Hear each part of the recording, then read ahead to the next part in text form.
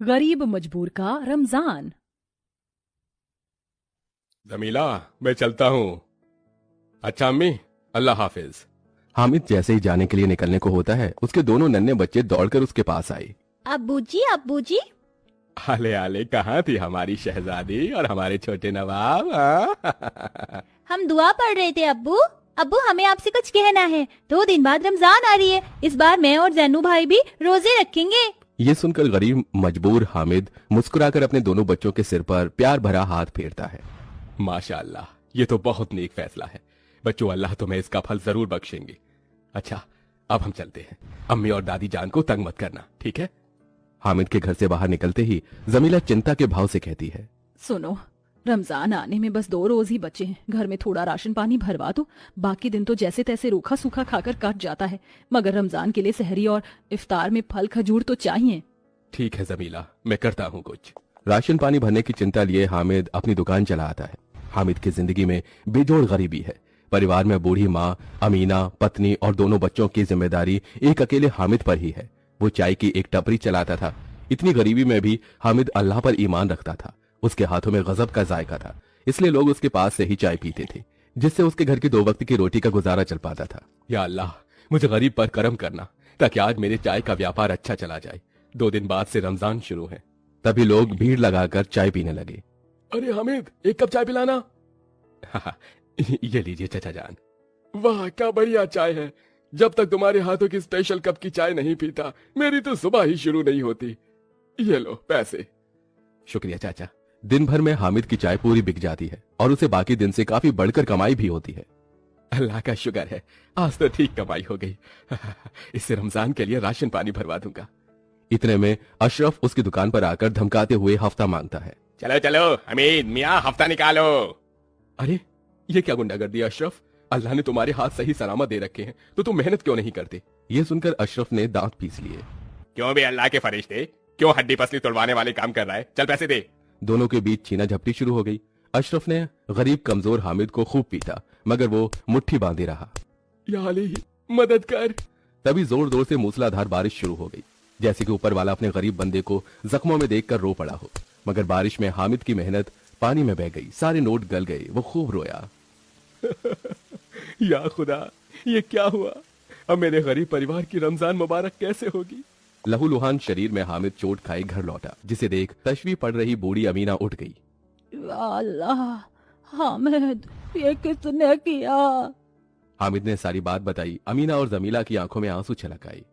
पता नहीं हम गरीबों को ही ये सितम क्यों सहने पड़ते हैं। अल्लाह करे जहन्नुम नसीब हो उस मर जाने मुए को।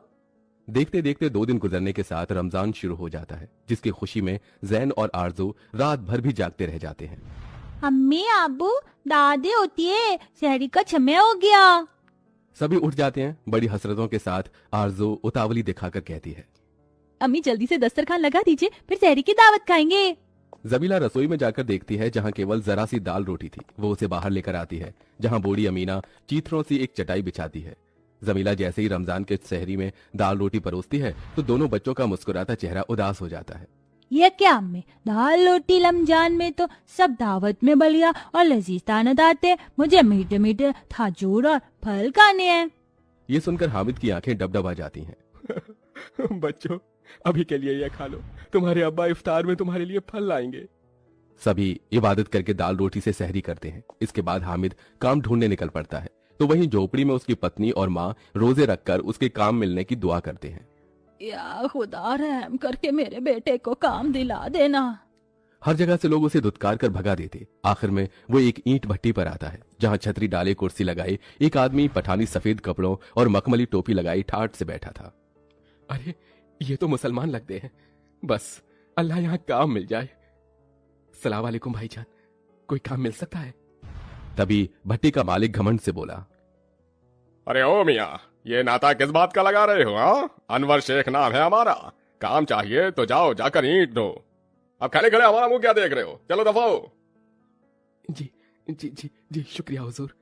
हामिद भूखा प्यासा उस चिलचिलाती तपती धूप और गर्मी में अपने परिवार की खातिर ईंट उठाता है, जिसके उसे 100 रुपए मिलते हैं, जिससे वो खजूर खरीद कर घर ले आता है। खजूर देखकर दोनों बच्चे बहुत खुश हो जाते हैं। अबू आ गए, अबू आ गए, अबू आ गए। ये क्या हामिद, तू सिर्फ खजूर लेकर आया है? अम्मी, अल्लाह के करम से आज 100 रुपए कमाए थे तो खजूर खरीद लाया, इससे इफ्तार कर लेते हैं। हाँ, मगर पहले दुआ तो मांग लो। दुआ मांगकर सब खाने ही वाले थे, तभी एक मेमना उनके दरवाजे पर आया जो कि बहुत जख्मी था। अम्मी, ये तो बकरी का बच्चा है, देखो कितना जख्मी है, इसे हम रख लेते हैं। तभी गरीबी से झुंझलाकर बूढ़ी अमीना ने कहा, अरे यहाँ हमारे खाने के लाले पड़े हैं, इसे क्या खिलाएंगे? मगर अम्मी, अगर ये मेमना किसी कसाई के हाथों पड़ गया तो उसे मार कर खा जाएगा। हामिद उसे अंदर ले आया। जमीला ने उसके घाव साफ किए। जैन और आरजू उसकी खूब देखभाल करते हैं। इस तरह से 3-4 दिन गुजर गए। किसी तरह रूखे सूखे से ही इफ्तार और सहरी करके उनका रमजान का दिन कट रहा था। मगर एक दिन जब वो इफ्तार करने बैठी तभी वहाँ खाने की खुशबू भर गई। अरे वाह, कितनी अच्छी खुशबू है, लगता है किसी के घर में इफ्तार में कबाब और कीमा पक रहा है। काश कि हम भी रमजान की दावत में ये खा पाते। नन्हे जैन की वो ख्वाहिश जताते ही उस बकरी के बच्चे की आंखों से सुनहरी रोशनी निकलती है और दस्तरखान पर उसकी फरमाइश का खाना आ गया। सभी की आंखें दंग रह गईं। अल्लाह, ओए ज़ैनो, ये कैसे किया तूने? तेरे पास जिन का चिराग है क्या? बोलना, मुझे ठंडी रुआबजा पीना है, काश मुझे भी मिलता। इस बार फिर से बकरी के बच्चे की आंखों से रोशनी निकली और शरबत हाजिर हो गया। तभी एकाएक जमीला की नजर उस बकरी के बच्चे पर पड़ती है जो कि चमचमाती सोने की बन चुकी। ये मेमना सोने का कैसे हो गया? इतने में जादुई बकरी बोल उठी, क्योंकि मैं जादुई बकरी हूँ जिसे अल्लाह ने तुम्हारी रमजान मुबारक करने के लिए भेजा है, इसलिए रमजान के 30 रोज तक मैं तुम्हारे साथ ही रहूंगी। कहो, तुम्हें और क्या चाहिए? हामिद और गरीब परिवार अपनी मनपसंद की चीज मांगते हैं। मुझे दही भल्ले खाने हैं और इमरती भी, और मुझे खजूर फल भी। अमीना के ये फरमाते ही जादुई बकरी के चमत्कार से दस्तरखान पर सब कुछ आ गया। इसके बाद हामिद और जमीला ने भी अपनी ख्वाहिश का खाना मांगा। देखते ही देखते उन गरीब की दस्तरखान एकदम अमीरों सी रमजान दस्तरखान बन गई। सबने बड़ी खुशी के साथ शुक्रिया अदा किया। या खुदा, तेरा शुक्र है, आज मुझ गरीब के घर में तूने ऐसी जादुई दावत दस्तरखान देकर हमारी रमजान मुबारक की। तेरा फजल हर गरीब पर ऐसा ही हो। आमीन। चलो अब सब बिस्मिल्लाह करते हैं। फिर वो सब बड़ी खुशी से रमजान के इफ्तार मनाते हैं। ऐसे ही दिन गुजरते हैं। जादुई बकरी उनके सहरी और रमजान को खुशनुमा दावत देती है। इसी तरह 1 महीना गुजर जाता है। अब्बा, कल तो ईद है, इस बार तो हम ईद अच्छे से मनाएंगे ना। हमारे पास जादुई बकरी है। मुझे तो ईद के लिए अचकनी कुर्ता पैजामा और महंगी वाली मखमली टोपी चाहिए। हाँ, और अब्बू, मुझे तो सुंदर सा शरारा सूट चाहिए, और कल तो हम मीठी मीठी सेवैयां खाकर ईद मनाएंगे और बिरयानी भी खाएंगे। ईद के लिए आरजू और जैन के मन में एक बड़ी उतावली छाई हुई थी, जिसे सुनकर हामिद हताश हो गया। जमीला, समझ में नहीं आ रहा कि मैं अपने दोनों बच्चों की ये तमन्ना कैसे पूरी करूंगा। इस जादुई बकरी ने हमारी रमजान तो मुबारक कर दी क्योंकि ये खाना दे सकता है, मगर कपड़े, उसके लिए मैं गरीब मजबूर एकदम से पैसे कहां से लेकर आऊं। अल्लाह भी इम्तिहान ले रहा है। ये कहते हुए लाचारी से हामिद की आंखों में आंसू भर आए।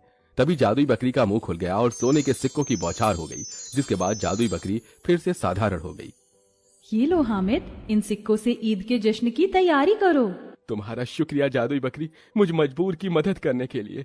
हामिद ने उन सिक्कों से अपने परिवार के लिए ढेरों खुशियां खरीदी, जैसे चमकीले कपड़े, खेल खिलौने, और खास ईद पर उस गरीब के घर सेवई बिरयानी सब कुछ पका। उसने बड़ी ही खुशी से ईद की दावत मनाई, जिसके बाद जादुई बकरी गायब हो गई।